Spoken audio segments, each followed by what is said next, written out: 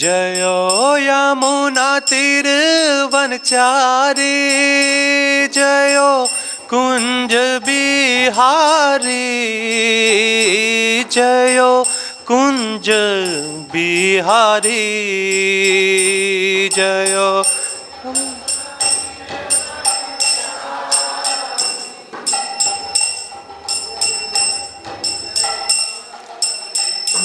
जयो यमुना तीर वनचारी, जयो कुंज बिहारी, जयो कुंज बिहारी, जयो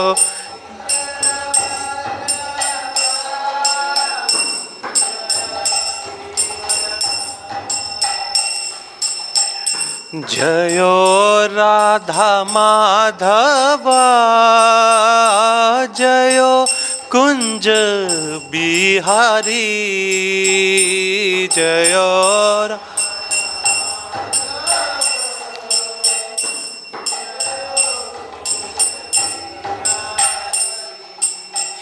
जयो श्री कृष्ण चैतन्य प्रभु नित्यानंदा, श्री अद्वैता गदाधर शिवसादि गौर भक्ता वृंदा।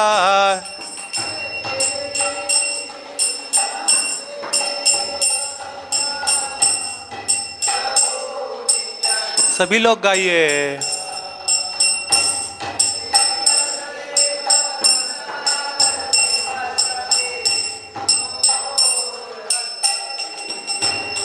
हरे कृष्णा कृष्णा कृष्णा हरे हरे, हरे रामा राम राम हरे हरे, हरे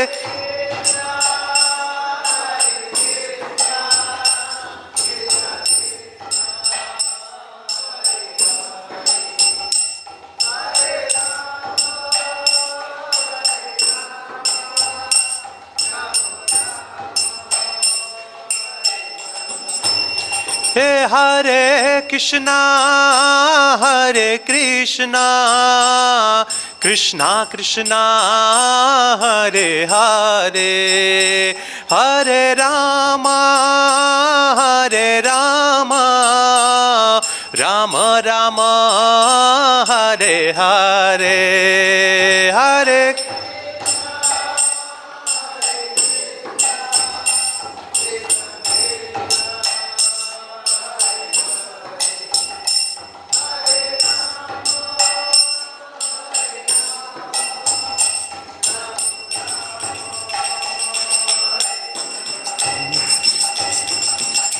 हरे कृष्णा कृष्णा कृष्णा हरे हरे, हरे राम राम राम हरे हरे, हरे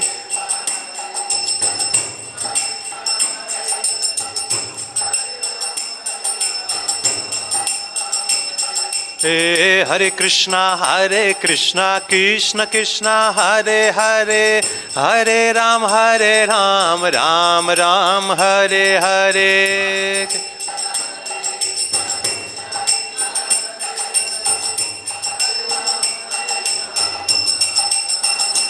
हरे हरे कृष्णा कृष्ण कृष्ण हरे हरे, हरे राम राम राम हरे हरे कृष्णा।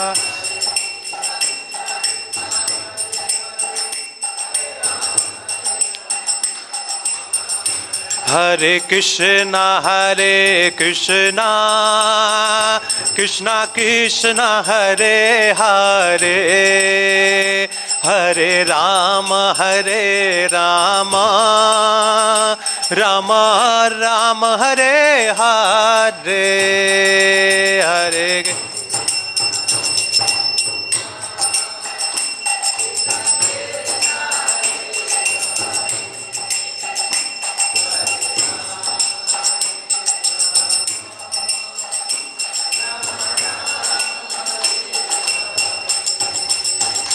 हरे कृष्णा कृष्णा कृष्णा हरे हरे, हरे राम राम राम हरे हरे हरे।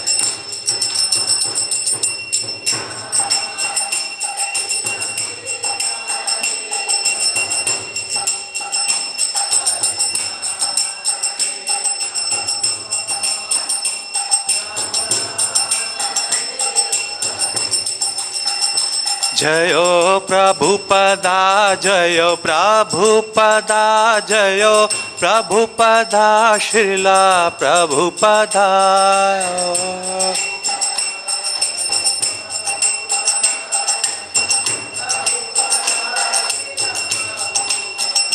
प्रभुपाद प्रभुपाद प्रभुपाद जयो जयो प्रभुपाद।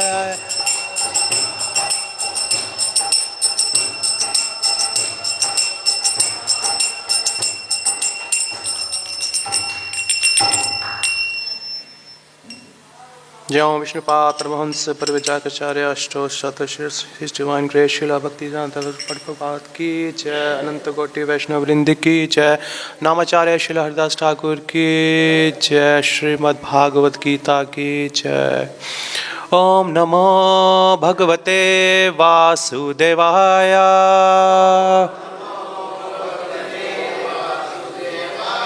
ओम नमो भगवते वासुदेवाय।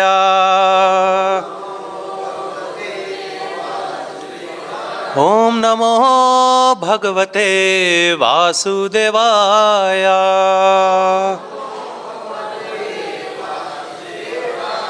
हरे कृष्णा। आज सभी भक्त लोगों का स्वागत है आज के सायंकाल भागवत गीता कक्षा में। आज हम लोग श्रवण कर रहे हैं भागवत गीता के 4थे अध्याय, जिसका शीर्षक है दिव्य ज्ञान, और उसका श्लोक नंबर आज हम 24वां लेंगे। ब्रह्म अर्पणम ब्रह्म हवीर ब्रह्म अग्नौ ब्रह्मणाहुतम ब्रह्मैव तेन गन्तव्यम् ब्रह्म कर्मा समाधिना ब्रह्म अर्पणम ब्रह्म हवीर ब्रह्म अग्नौ ब्रह्मणाहुतम ब्रह्मैव तेन गन्तव्यम् ब्रह्म कर्मा समाधिना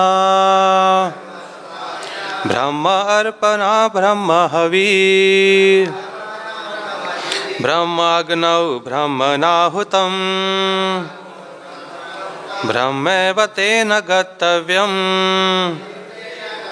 ब्रह्म कर्मा समाधिना।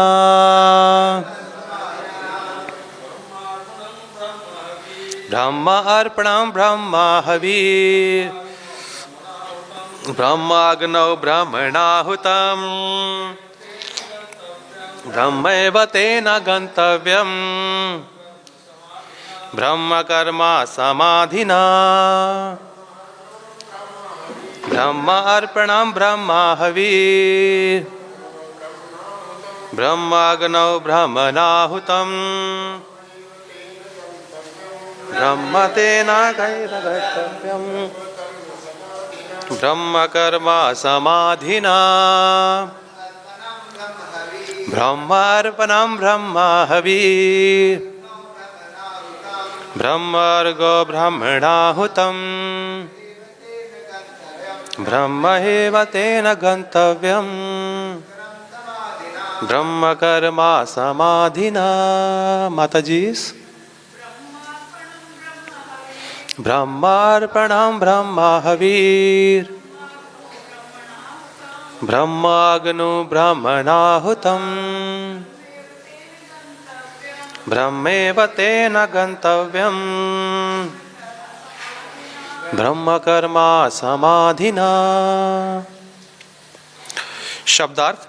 ब्रह्म आध्यात्मिक, अर्पणम अर्पण, ब्रह्म ब्रह्मा हविः घृत ब्रह्मा आध्यात्मिक अग्रो हवन रूपी अग्नि में ब्राह्मणा आत्मद्वार हुतम अर्पित ब्रह्मा परम धाम एवं निश्चय ही तेन उसके द्वारा गंतव्यम पहुँचने योग्य ब्रह्मा आध्यात्मिक कर्म से समाधिना पूर्ण एकाग्रता के द्वारा अनुवाद और तात्पर्य श्रील प्रभुपाद जी के द्वारा अनुवाद। जो व्यक्ति कृष्ण भावनामृत में पूर्णतः लीन रहता है उसे अपने आध्यात्मिक कर्मों के योगदान के कारण अवश्य ही भगवत धाम की प्राप्ति होती है, क्योंकि उसमें हवन आध्यात्मिक होता है और हवि भी आध्यात्मिक होती है। तात्पर्य, यहाँ इसका वर्णन किया गया है कि किस प्रकार कृष्ण भावनामृत कर्म करते हुए अंततो गत्वा आध्यात्मिक लक्ष्य प्राप्त होता है। कृष्ण भावनामृत विषयक विविध कर्म होते हैं जिनका वर्णन अगले श्लोकों में किया गया है, किंतु इस श्लोक में तो केवल कृष्ण भावनामृत का सिद्धांत वर्णित है। भौतिक कलमश से ग्रस्त जीव को भौतिक वातावरण में ही कार्य करना पड़ता है, किंतु फिर भी उसे ऐसा वातावरण से निकलना ही होगा। जिस विधि से वह ऐसे वातावरण से बाहर निकल सकता है वह कृष्ण भावनामृत है। उदाहरण के लिए, यदि कोई रोगी दूध की बनी वस्तुओं के अधिक खाने से पेट की गड़बड़ी से ग्रस्त हो जाता है, उसे दही दिया जाता है जो दूध से ही बनी अन्य वस्तु है। भौतिकता से ग्रस्त बद्धजीव का उपचार कृष्ण भावनामृत के द्वारा ही किया जा सकता है, जो यह गीता में दिया गया है। यह विधि यज्ञ या विष्णु या कृष्ण को प्रसन्न करने के लिए किए गए कार्य कहलाती है। भौतिक जगत के जितने ही अधिक कार्य कृष्ण भावनामृत में या केवल विष्णु के लिए किए जाते हैं, पूर्ण तल्लीनता से वातावरण उतना ही अधिक आध्यात्मिक बनता रहता है। ब्रह्मा शब्द का अर्थ है आध्यात्मिक। भगवान आध्यात्मिक है और उनके दिव्य शरीर की किरणें ब्रह्म ज्योति कहलाती हैं। यही उनका आध्यात्मिक तेज है। प्रत्येक वस्तु इसी ब्रह्म ज्योति में स्थित रहती है, किंतु जब वह ज्योति माया या इंद्रिय तृप्ति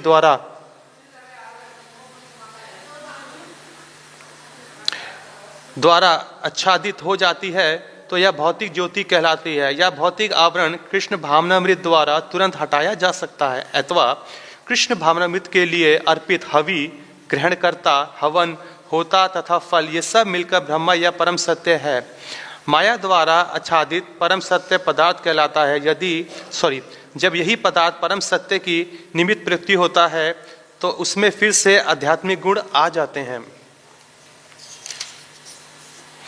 कृष्ण भावनामृत मोहजनित चेतना को ब्रह्मा या परमेश्वरोन्मुख करने की विधि है। जब मन कृष्ण भावनामृत में पूरी तरह निमग्न रहता है तो उसे समाधि कहते हैं।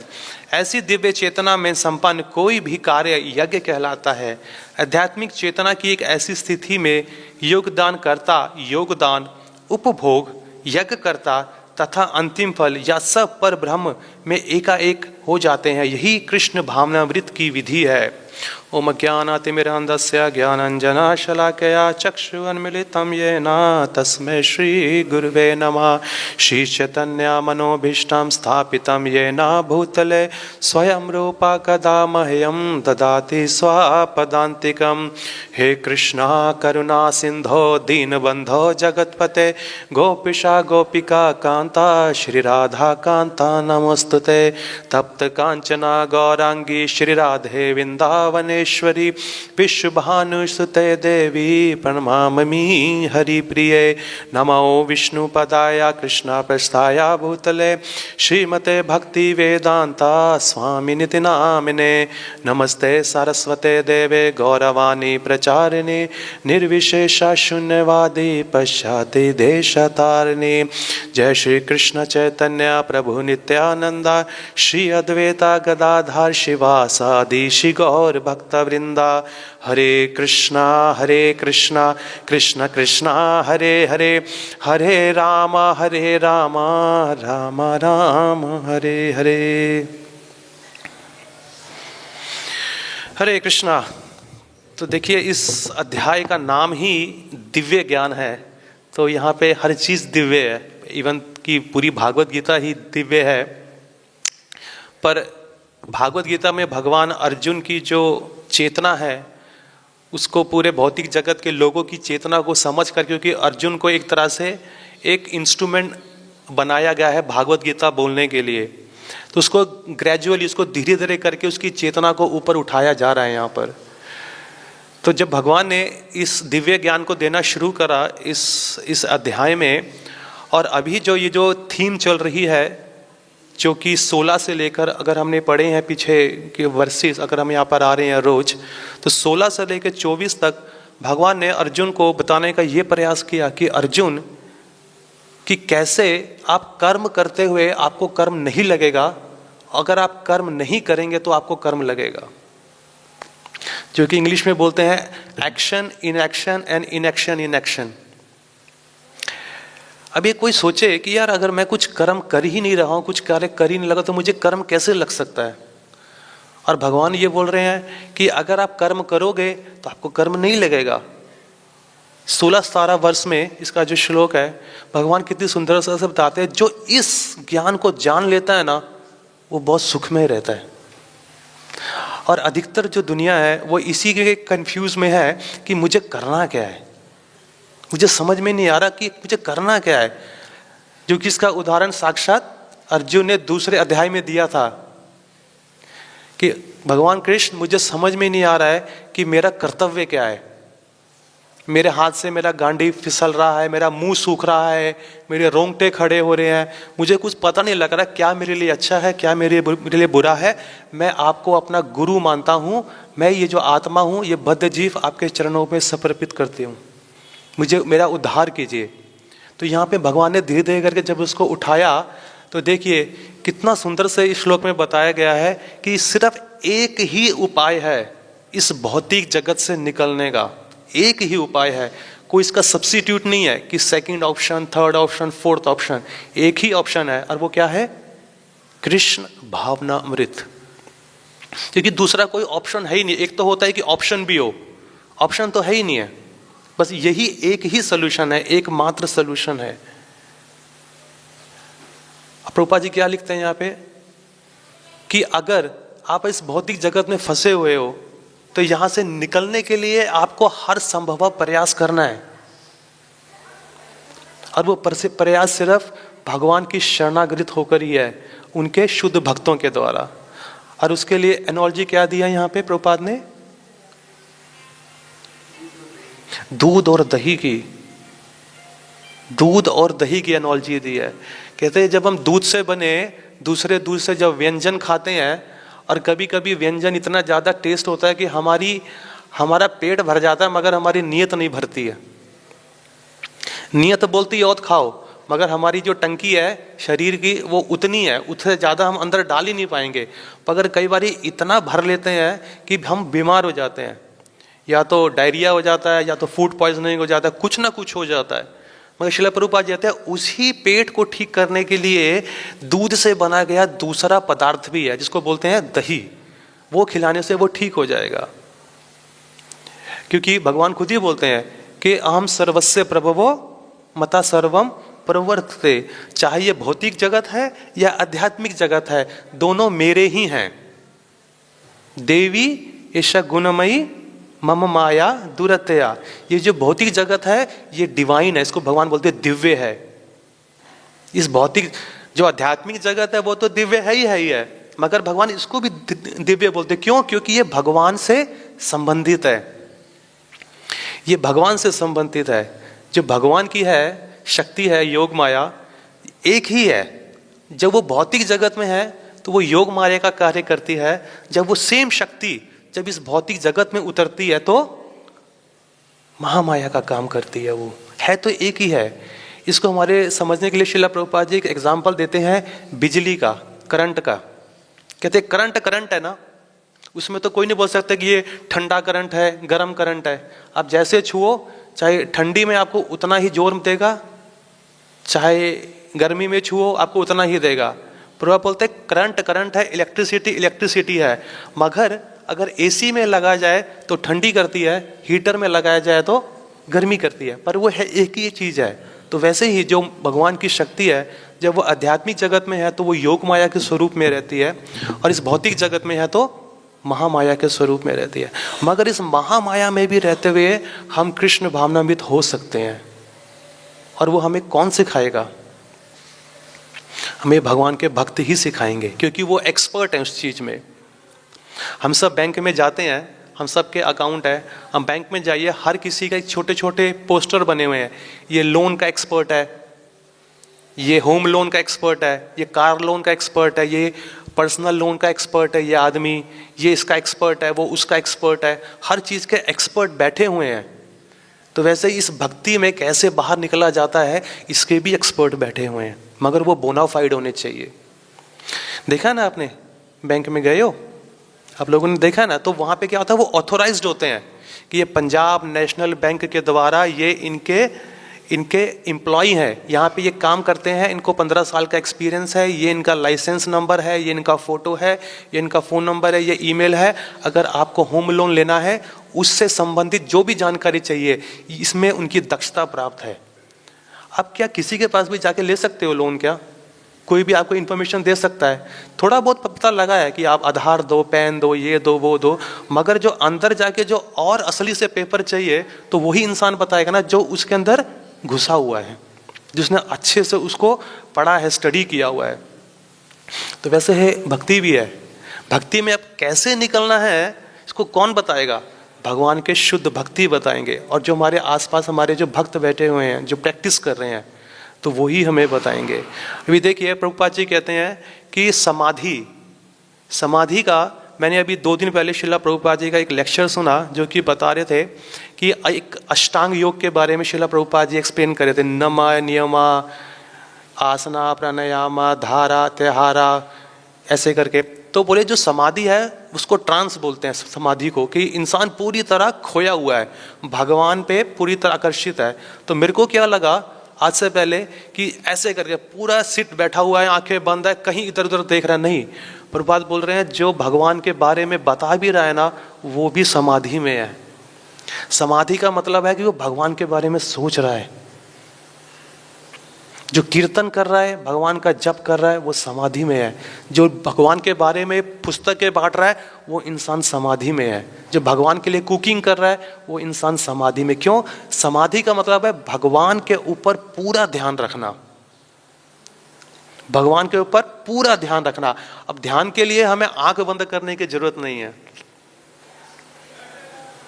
ध्यान के लिए हमें आंख बंद करने के लिए जरूरत नहीं है, क्योंकि यह युग है ही नहीं आंख बंद करने वाला। कोई बैठ सकता है आंख बंद करके भगवान के ध्यान पे? बहुत मुश्किल है। यहाँ खारिश होती है, वहाँ खारिश होती है, इसका फ़ोन आ जाता है, उसकी चिंता होती है, मैं ये भूल गया, मैंने नहीं ली है चप्पल, मैंने बाहर रखी थी, क्या पता चोरी ना हो जाए, उस पर सारा ध्यान चला जाता है। तो इधर उधर की बातें चली जाती है। नहीं, ये युग है ही नहीं। कलेर दोष निधे राजन अस्ति है एक महान गुना, कीर्तनाद एव कृष्णस्य मुक्त संगा परम व्रजेत। श्रीमद् भागवतम का बहुत ही सुंदर श्लोक है कि ये जो पूरा जगत है, ये जो कलयुग का, ये दोषों से भरा हुआ है। ऊपर ए से लेकर जेड तक हर तरफ दोष ही दोष है। अब कुछ भी यहाँ पे अपनी खुशियाँ प्राप्त करने के लिए देखिए, इस भौतिक जगत की खुशियाँ एक मूल्य के साथ आती है। इसको बोलते हैं प्राइस टैग। पीछे प्राइस टैग होता है, लगा होता है। वो प्राइस टैग हम लोग देखते नहीं है, मगर जब उसकी कीमत चुकानी पड़ती है ना, पूरा जीवन लग जाता है। कोई भी ऐसी खुशी बताइए मुझे, अगर आप लोग सोचते हैं आपके जीवन में आई है या आप चाहते हैं, जिसका प्राइस नहीं है। चाहे वो शादी है, चाहे वो कारोबार है, चाहे वो गाड़ी है, बंगला है, प्रॉपर्टी है, फोन है, कपड़े हैं, रहना है, हर चीज, कुछ भी हम भौतिक जगत में अपना एसेट को इंक्रीज करना चाहते हैं, अपनी संपत्ति को, हर किसी के पीछे प्राइस टैग लगा हुआ है। पर बशर्त यह है कि बहुत सारे लोग, अधिकतर लोग वो प्राइस टैग देखते नहीं है, बस पकड़ लेते हैं। फिर जब उसका इंस्टॉलमेंट देने का टाइम आता है तो नानी याद आ जाती है, बाप रे बहुत महंगा है। अब अगर अब ले लिया है तो उसका कीमत चुकाना ही पड़ता है। तो कलेरे दोष निदेजान अस्ति है एक, मगर फिर भी एक बहुत ही सुंदर गुण है कलयुग का, और वो क्या है? कीर्तनाद एव कृष्णस्य। एवा, एवा मतलब बहुत, प्रभुपाद जी इसमें परपोर्ट में लेते हैं एवा का मतलब ओनली, लिखते हैं ना कि 99.9 ओनली, कोई भी चीज है उसको बोल देंगे 10,000 ओनली। ये ओनली का क्या मतलब है? केवल। तो केवल है मतलब कि भगवान का केवल एक ही नाम है भगवान श्री कृष्ण का, वो ही है मुक्त संगा। एक तो वो आपको इस भौतिक जगत से छुड़ाएगा और दूसरा क्या करेगा? परम वृजेत, जो कि आपको एक ऊंचे परम सिद्धांत पे लाके बैठा देगा, जो कि इस भौतिक जगत के तीनों मोड से ऊपर उठा देगा आपको। इस भौतिक जगत के जो तीनों गुण हैं उनसे आपको ऊपर उठाएगा। वो एक चीज नहीं देता है, बहुत सारी चीजें देती हैं भक्ति। भक्ति जब कोई इंसान शुरू करता है तो खाली वो उसके लिए नहीं है, मालूम होगा शायद आप लोगों को। आपके किए हुए जितने भी कर्म हैं भक्ति के, जितने भी आध्यात्मिक है, आपसे जुड़े संबंधित जितने भी आपके नाते रिश्तेदार है, उसका फल सबको मिलेगा। अब देखिए यहाँ पे देखिए, कोई भी अगर भक्त, चाहे वो माता है या प्रभु जी हैं, अगर वो जुड़ते हैं तो उनसे जुड़ते जुड़ते काफ़ी समय लगता है, 1 2 3 4 4 5 लगते हैं। उनसे देखते देखते उनके सगे संबंधी भी जुड़ जाते हैं, माँ बाप, भाई बहन, चाचा मामा फूफा, जैसे धीरे धीरे करके सब भी जुड़ने लगते हैं, है ना? चेक किया ना आप लोगों ने, देखा कि नहीं देखा है? तो यहाँ पे एक 7वें स्कंद का हिरण्यकशिपु का जब नरसिम्हादेव भगवान मारते हैं, तो उसमें से प्रहलाद महाराज कहते हैं, आप मुझसे, मैं आपसे एक वरदान चाहता हूँ कि आप मेरे पिताजी को मुक्त कर दो। कहते हैं आपको बोलने की जरूरत नहीं है प्रहलाद, वो तो ऑलरेडी हो चुके हैं, उनका पहले ही उद्धार हो चुका है। और ना केवल उनका पहले उद्धार है कि 21 पीढ़ियां तक तर गई हैं। तो एटलीस्ट हम अपने आसपास देख सकते हैं 21 पीढ़ियां, मम्मी पापा दादा चाचा चाची जितने भी होते हैं कनेक्ट, आप उनको जोड़ सकते हैं कि ये मेरी पीढ़ियां ही हैं। आगे आने वाली एक्चुअली 2 तो हम देख ही सकते हैं, मम्मी पापा है और हमारे आने वाले बच्चे हैं और मैं, तो 3 पीढ़ी तो हो गई। अब वो आगे आगे के कैसे कैसे भक्ति कैरी ऑन करेंगे, सबका जुड़ेगा, सबका अकाउंट जुड़ेगा। पर कुछ भी है, हम कैसे भी इस दलदल में फंसे हैं, इस दलदल को हम उपयोग कर सकते हैं। अब लोग बोलते हैं ना कि प्रभु जी पैसा माया, औरत माया, आदमी माया, धन माया, संपत्ति माया।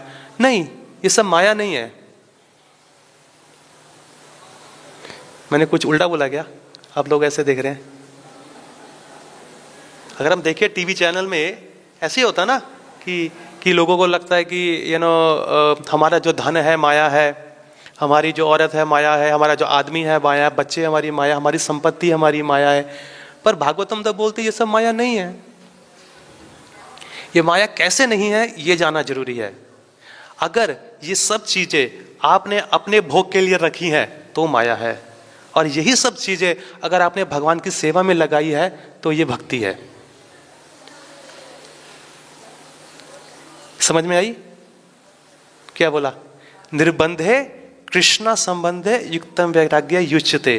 कोई भी वस्तु है आपके दास, वो आपको आपके भगवान का दिया हुआ आप पे उपहार है, तो उसी उपहार को भगवान की सेवा में लगाइए, तो वो भक्ति है। तो वो आपके लिए बाउंडेशन नहीं है।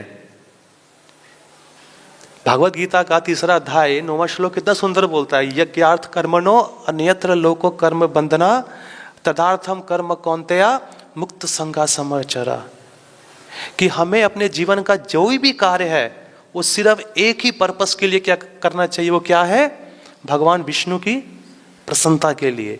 अगर वो पर्पस, अगर वो उद्देश्य पूरा नहीं होता है तो उसका मतलब क्या है? हमें कर्म लगेगा, हमें उसका कर्म लगेगा, बहुत भारी कर्म लगता है। क्योंकि भगवान एक ही है, कर्माणि निर्दति किंतु भक्ति भाजम गोविंदमादि पुरुषम तम अहम भजामि। कि सिर्फ भगवान कृष्ण में ही ऐसी इतनी शक्ति है कि वो इंसान का कर्म हटा सकते हैं, और किसी भी पर्सनालिटी में कोई शक्ति नहीं है। जो जिसकी है वो ही हटा सकता है, जो जिसकी है वो ही हटा सकता है यहाँ पे कर्म के हिसाब से, और किसी को करने की इच्छा नहीं है यहाँ पे। क्योंकि धर्मम, भागवत गीता भी इतना अच्छे से बताया गया, आप किसी भी आश्रम में है, हर आश्रम अपने आप में ग्लोरीफाई है, अपने अपने आप में ऊंचा है, मगर हर आश्रम का अपना एक रूल्स एंड रेगुलेशन है, उसके दायित्व हैं।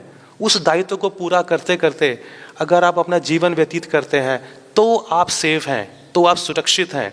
अगर आप उसका नहीं करते हैं तो आप तकलीफ में हैं, चाहे वो सन्यास हो, चाहे वो ब्रह्मचारी हो, या गृहस्था हो, या वानप्रस्था हो, हर किसी को मुसीबत में है। क्योंकि भागवत गीता में भगवान ने जो भागवत गीता सुनाई वो किसी सन्यासी को नहीं सुनाई, किसी ब्रह्मचारी को नहीं सुनाई, एक गृहस्थ को सुनाई थी। और उसकी एक बीवी नहीं थी, उसकी अनेकों बीवियां थी।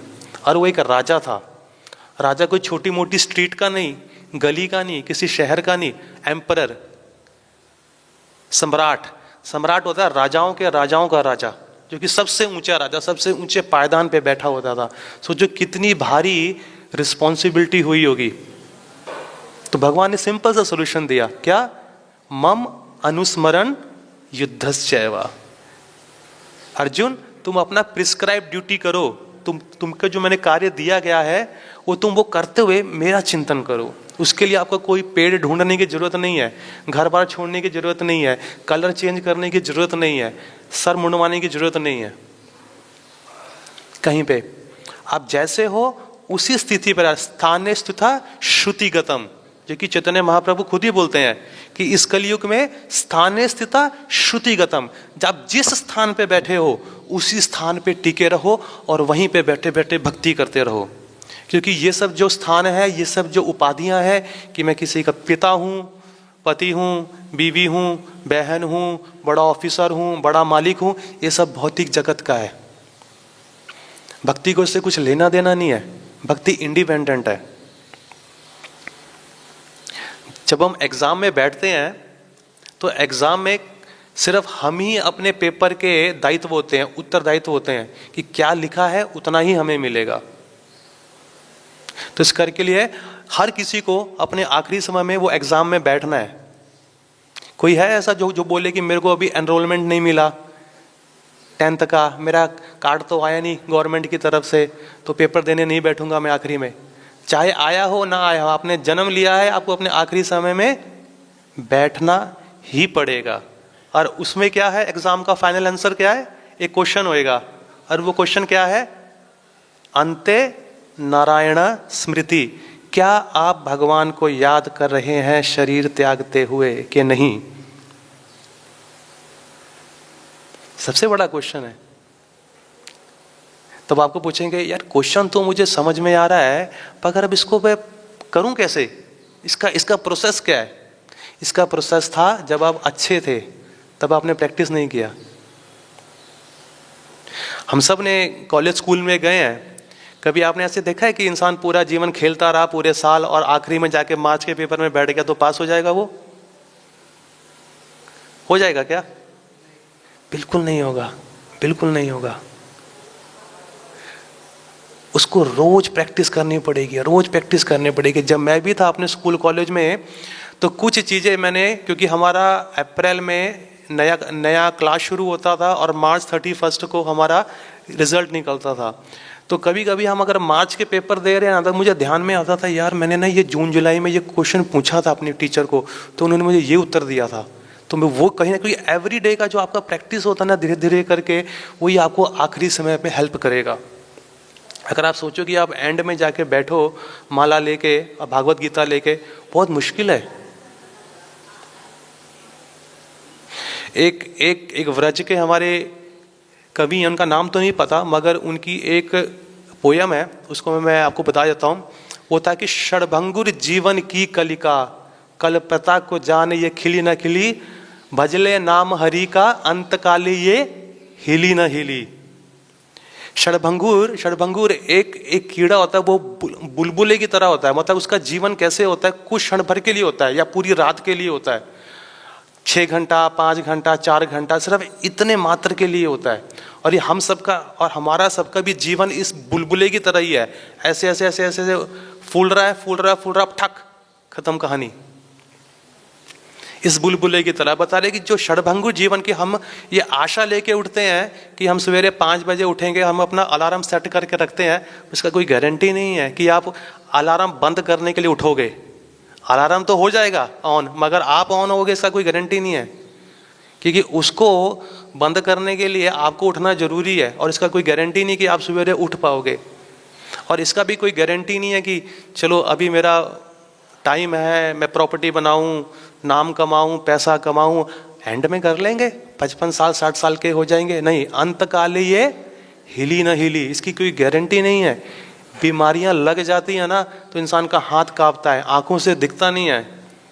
अभी हम सब यंग हैं, चाहे यंग नहीं भी हैं, तो अगर अच्छी हालत में है तो भगवान की सेवा अच्छे ढंग से कीजिए, क्योंकि जितना अधिक समय हम भगवान की सेवा में लगाएंगे ना, वही समय हमारे अंतकाल में हमें भगवत धाम लेके जाएगा।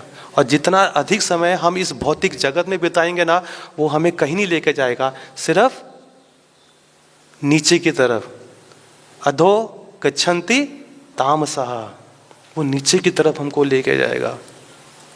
कितने भी, अभी भागवतम में एक बहुत ही सुंदर था श्लोक, मैं इसका संस्कृत भूल गया हूँ, मगर उसका अनुवाद ऐसे था कि एक भौतिकवादी व्यक्ति इतना विश्वसनीय होता है, इतना विश्वास करता है अपने आस पड़ोस के वाइफ पे, हस्बैंड पे, बच्चों पे, ये कि कभी मुझे तकलीफ होएगी ना, कभी भी जीवन में, ये लोग मेरी सहायता करेंगे। आज मैं इनको खिला रहा हूँ, आज इनको मैं कपड़े लगते, गहने, कार, स्कूल फीस सब भर रहा हूँ, पर अंतकाल में जब मेरे पास नहीं रहेगा ना, ये लोग मुझे बचाएंगे। पर कभी ऐसा नहीं होता है। भागवतम बोलती है ये इंसान की सबसे बड़ी मूर्खता है। आप अपने टाइम पे आए हो और अपने ही टाइम पे आप वापस जाओगे। यहाँ पे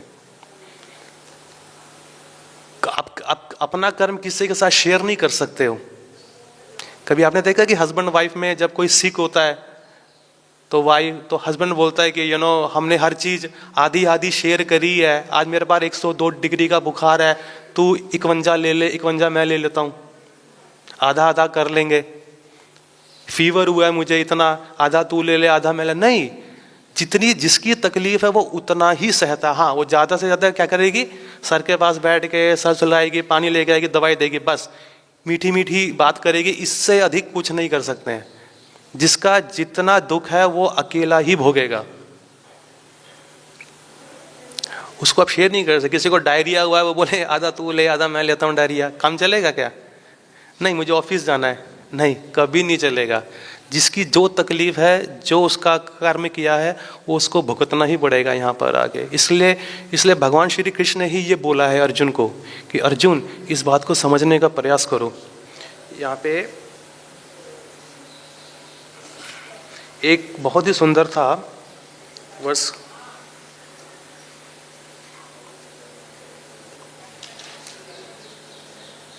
देखो ये लिखा हुआ है, ये आई थिंक 16वां या 17वां वर्ष है ये। जो मनुष्य कर्म में अकर्म और अकर्म में कर्म देखता है, वह सभी मनुष्य में बुद्धिमान है।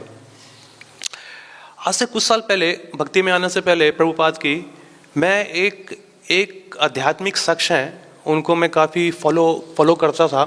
तो उन्होंने कहीं ना कहीं ये बताया था कि अपने चेलों को, मैं तुम्हें नहीं बोल रहा हूँ माला उठाओ, मैं तुम्हें नहीं बोल रहा हूँ कोई कर्म करो, तुम जैसे पड़े हो वैसे रहो, क्योंकि जब तुम कर्म करोगे, जब तुम कुछ कार्य करोगे तो तुम्हें कर्म लगेगा, और मैं नहीं चाहता हूँ मेरे शिष्यों को कर्म लगे। ये बात सही है किसी हद तक? आप लोग क्या सोचते हैं? हाँ जी माता जी, गलत लग रही है।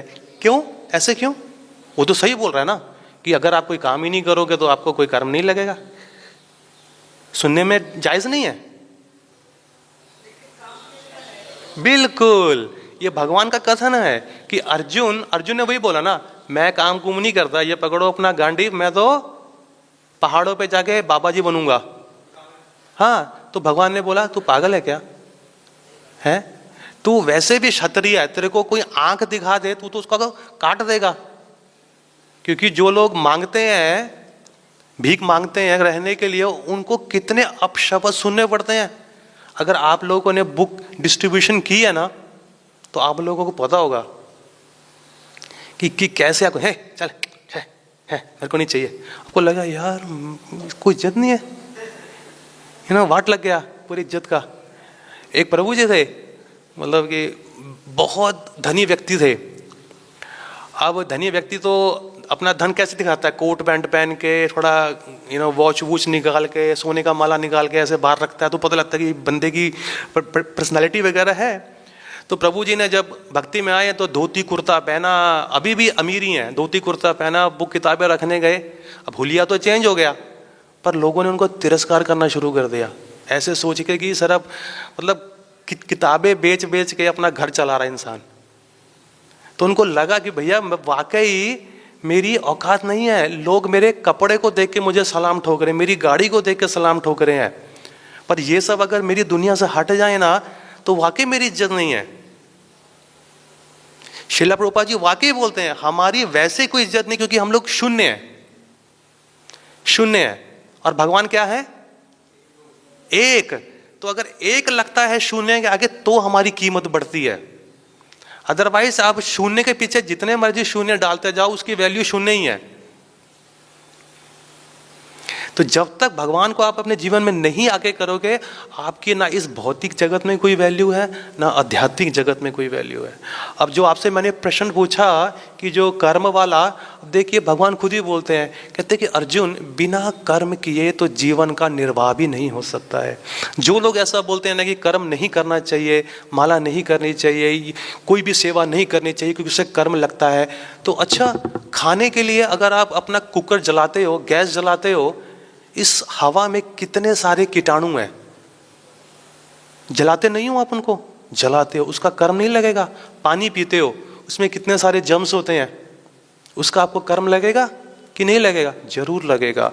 आप पैदल चलते हो, कितने सारे कीटाणु, अभी आप जिस पे बैठे हुए हो वहाँ पे कितने सारे जीव है जो अपनी आंखों से आप देख नहीं सकते, छोटे छोटे, आपने उनको मार दिया है। आप गाड़ी चलाते हो, स्कूटर चलाते हो, साइकिल चलाते हो, कितने सारे जीवों को आप मार देते हो, कीड़ियों को, उनका कर्म नहीं लगेगा आपको? सबका लगेगा। और उसके कितने सारे साक्षी हैं, बहुत सारे साक्षी हैं।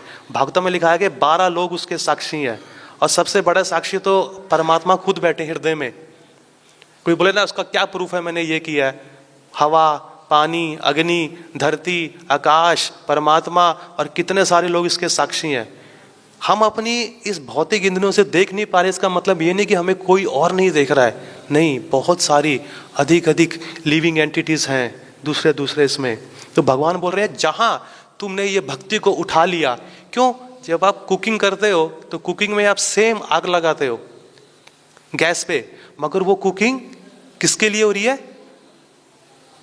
भगवान के लिए। तो जब वो भगवान को अर्पित होता है वो भोगा, तो भगवान उसमें से सारा कर्म उठा लेते हैं। तो आप क्या बन गए? कर्मा फ्री। तो आपने जो धन कमाया, चाहे कैसे भी कमाया, अच्छे से बुरे से कैसे भी, अगर वो भगवान की सेवा में लगा, कर्मा फ्री। मगर इसका मतलब नहीं कि हमें कुछ उल्टे पुल्टे काम करने चाहिए, क्योंकि स्टार्टिंग में एक बार ऐसे हुआ था, शिला प्रभुपाद ने बोलता कि सारी सृष्टि भगवान की है, सारी संपत्ति भगवान की है। तो वहाँ के जो गोरे लोगों थे उन्होंने दूसरे घरों में जाके ना फूल वगैरह चोरी कर लिए। कहते हैं ये तो भगवान का संपत्ति है, तुम चोर हो, ये भगवान का संपत्ति है, तुम चोर हो, ये दो, पानी दो, फूल दो, सब्जियां दो। भगवान प्रभुपाद जी ने रोका, रहे भैया नहीं नहीं नहीं नहीं नहीं, अगर वो भगवान का संपत्ति है तो भगवान ने किसी को दिया ख्याल रखने के लिए, आपको तो नहीं दिया ना, तो आप उस घर में मत जाओ। अगर आपको चाहिए तो मांग लो वहाँ जाके, पर ऐसे नहीं कि किसी के घर में जाके चोरी करके उठाने, नहीं, भगवान का संपत्ति है। पर अगर भगवान का है, भगवान ने उस इंसान को दिया है ध्यान रखने के लिए, तो उसकी परमिशन लेके आप ये कार्य करो। ठीक है, 10 मिनट पड़े हैं, अगर किसी भक्त का कोई प्रश्न है तो प्लीज पूछ सकता है, या कुछ बताना चाहता है तो माइक ले लीजिए माता जी, बुरा ना माने तो।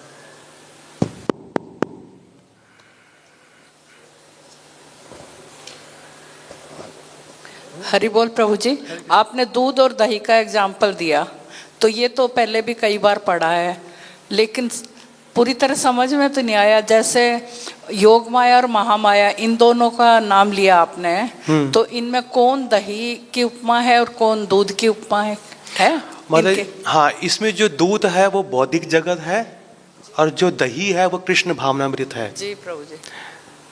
इसमें प्रभुपाद जी एक बोलते हैं कि अब इसको हिंदी में कैसे बताऊं मैं, जैसे कि आप कुछ साड़ी लेने के लिए गई हैं मार्केट में, तो आपने, जैसे कि औरतें जाती है, वैसे मैं आपका नाम नहीं ले रहा हूँ, ऐसे में कि औरतें जाती है, कम से कम 1000 साड़ियाँ बाहर आती हैं, तो उसमें से एक होती है चूज। तो उन्होंने करी और उन्होंने बार्गिंग भी करी कि भैया इसका पैसे ठीक नहीं है, पैसे ठीक नहीं है, ये ठीक नहीं है। तो आदमी ने तंग आके आपको दे दी, ठीक है, तो आप खुश हो गए कि मैंने उसको धोखा दे दिया। मगर जब घर आई तो पूरी साड़ी खुली, उसमें से कट था। अब आप साड़ी पहन नहीं सकती है, अब आप क्या करेंगे? अब आपने पैसा भी किया खर्च, तो कहीं ना कहीं उस प्रोडक्ट को आपको कहीं ना कहीं यूज़ करना है। तो आप क्या करेंगी? उसको काट के तकिए का कवर बना लिया, कुछ पोंछा बना लिया, किसी का कुछ और चीज़ बना लिया, कर्टन बना लिया, टेबल का क्लॉथ बना लिया। अब कहीं ना कहीं उस प्रोडक्ट को यूज़ तो करना ही है। तो वैसे ही ये जो हमें शरीर मिला है, ये हमारी बैड बार्गेनिंग है। इस शरीर से हमें सुख नहीं है, पर कहीं ना कहीं ये कैसा भी शरीर है, चाहे दुख में है, बीमारी से भरा है, इसको भगवान की सेवा में कैसे कैसे लगा के यहाँ से बाहर निकलो। तो कहने का तात्पर्य यह है। तो यहाँ पे दूध क्या है? ये भौतिक जगत है। जो दही है वो कृष्ण भावनामृत है। कि दूध से आपका पेट खराब हो गया, दूध से इस भौतिक जगत से आपका जीवन खराब हो गया, तो आप कृष्ण भावनामृत जो कि दही है, उसको खा के कृष्ण भावनामृत को अपने जीवन में लाके अब अपना जीवन ठीक कर सकते हैं। अब आया आप समझ में? प्रभु जी ये बहुत बार पढ़ा, लेकिन सच कह रही हूँ, बिल्कुल झूठ नहीं बोल रही हूँ। नहीं, अभी आपको आया? आज समझ में आ गया। अच्छा, आज समझ में आ गया जी। ओके, हरे कृष्ण। वहाँ पे प्रभु जी का है, देखिए। तो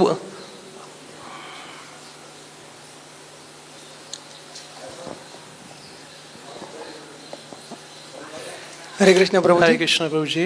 प्रभु जी, दुख जो हमें लगता है, दुख हमें लगता है, दुख हमें लगता है, शरीर को लगता है कि आत्मा को लगता है? क्योंकि आत्मा तो सच्चिदानंद है। तो दुख कौन भोगता है? इसका मैं आंसर आप ही से मांगूंगा। आपने अपने जीवन के काल में क्या फील किया? कहाँ होता है दर्द? मैं तो खुद ही फील करता हूँ जो भी दुख होता है। हाँ और मैं तो आत्मा हूँ। हाँ। और कहते कि आत्मा तो सच्चिदानंद है। हाँ। उसे दुख नहीं होना चाहिए। तो इसका मतलब आपको दुख नहीं हुआ। अगर आपको दुख नहीं होता तो आपका ये प्रश्न बाहर ही नहीं आता। तो मतलब आत्मा सच्चिदानंद नहीं हुआ ना? मतलब हाँ, नहीं, आत्मा नहीं है। इसमें क्या है कि आत्मा अभी शरीर के अंदर है। अभी जो भी आपको इस सुख और दुख से आपको जाना पड़ेगा, जो भी आपको पेन मिलेगा, वो आपको इस भौतिक शरीर के द्वारा ही आपको पेन दिया जाएगा। उसका आपको अनुभव होगा। वो अनुभव इसलिए है आपकी चेतना को जगाने के लिए। ये भौतिक जगत मेरे लिए नहीं है।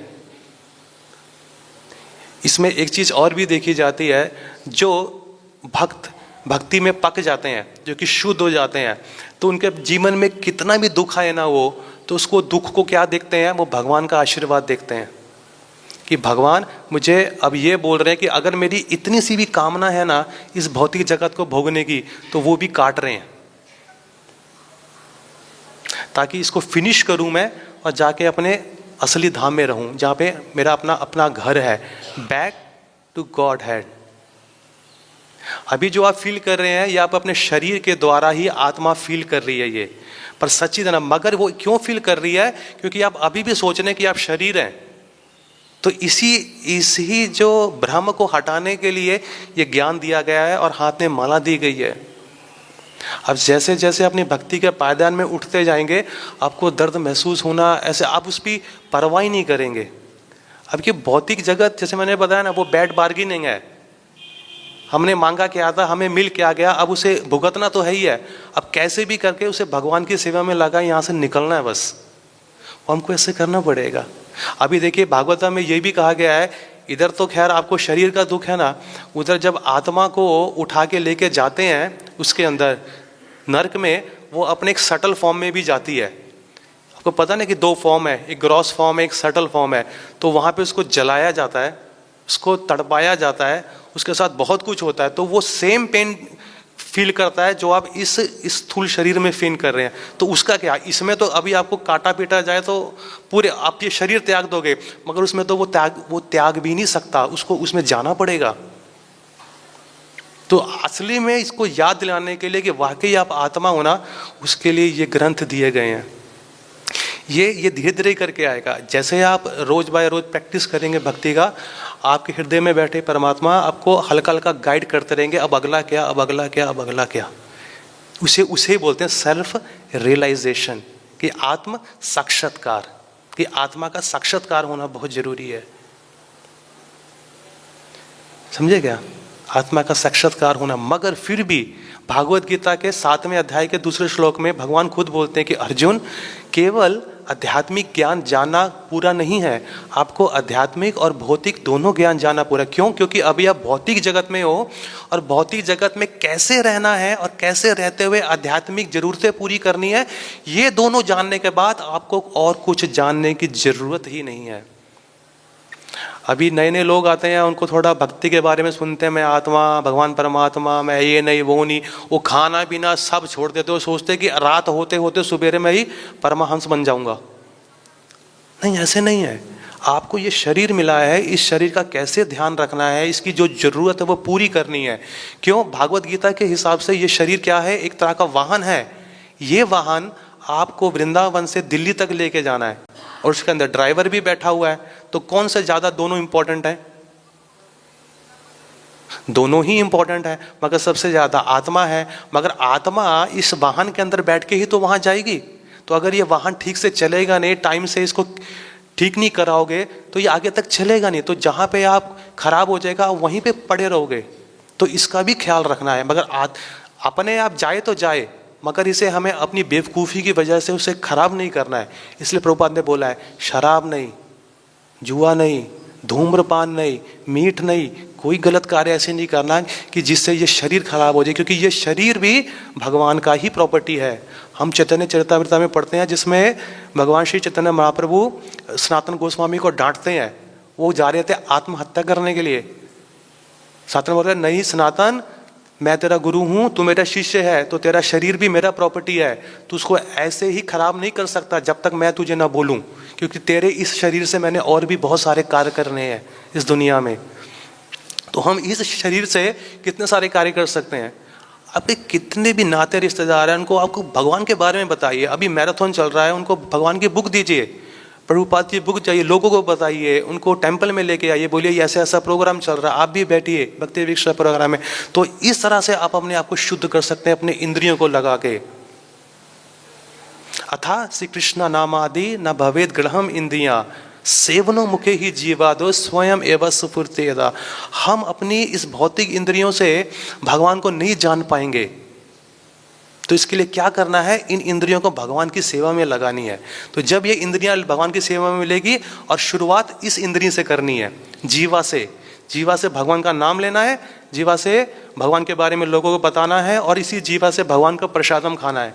कि जब ये शुद्ध होएगी तो आपके मुख से शुद्ध वचन निकलेंगे भगवान के लोगों को बताने के लिए, और उनका हृदय बदलेगा। तो आप कितने सारे कार्य कर सकते हैं इस शरीर से। तो आपके जीवन में जितना भी आ रहा है कर्म, वो भगवान अपने आप काटते जाएंगे।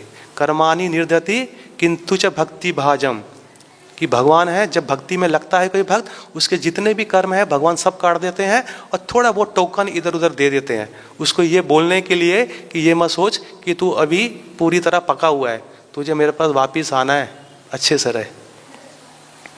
समझ में आया प्रभु जी कुछ? धन्यवाद प्रभु जी। आई थिंक प्रभु जी का एक प्रश्न है पीछे। प्रभु जी, ये उत्तम श्लोक करके एक अपनी पुस्तक है इस्कॉन की, जो भक्ति विकास महाराज के शिष्य ने लिखी है, उत्तम श्लोक। हाँ, तो उसमें एक भगवत गीता के उसमें बताया कि भगवत गीता के 745 श्लोक हैं, और ऐसे गिनती है तो 700 श्लोक हैं। तो उसको कैसे समझेंगे? वो उसमें क्यों लिखा है? उस श्लोक के साथ में लिखा है गीता महात्म्य क्यों है, तो उसको कैसे समझेंगे? प्रभु, मैंने अभी तक इसके बारे में नहीं सुना, खाली मैंने आपसे ही सुना है। ये उत्तम श्लोक पुस्तक है, वो मैंने पढ़ा था, अपना इस्कॉन का ही है, उसके अंदर एक श्लोक था। मैं वही बता रहा हूँ, क्योंकि मेरे को इसके बारे में नहीं पता, तो इसका आंसर नहीं दे पाऊंगा, क्योंकि मैंने पहली बार ही आपसे सुना है कि 745। मैं भी कंफ्यूज था, क्योंकि मैंने गिना तो 700 श्लोक ही थे, लेकिन उस श्लोक में लिखा है 745 है। हाँ जी, तो क्योंकि प्रभुपाद और श्रीमद् भागवतम में तो यही बताया कि 700 भागवत गीता के हैं, 18,000 भागवतम के हैं, 11,000 चैतन्य चरितामृत के हैं। अगर कुछ बोला है तो उसके पीछे कोई सॉलिड आंसर होगा, किस सेंस में बोला गया ये जानना जरूरी है। कि अभी मैंने वो बुक पढ़ी भी नहीं है, मुझे मालूम भी नहीं है, तो मैं कुछ आंसर दे नहीं पाऊंगा इसका। आई थिंक प्रभु जी कुछ बता रहे थे। हाँ नहीं, वो तो हमें भी पता है, मगर प्रभु ने जिस चीज़ को कोट किया है वो किस सेंस में बोल रहे हैं वो हम लोगों ने नहीं पढ़ा। उत्तमा बुक करके बोल रहे हैं, भक्ति विकास महाराज के जो शिष्य हैं उन्होंने लिखी है, बता रहे हैं। और किसी का प्रश्न है? एक प्रश्न ले लेंगे, अभी 3 मिनट पड़े हैं, ये तो हम लोग। हाँ माता जी, 3 मिनट है, मैं आपको 3 मिनट में प्रयास करूँगा। प्रभु जी उनको माइक देंगे? उनको माइक देंगे माता जी को।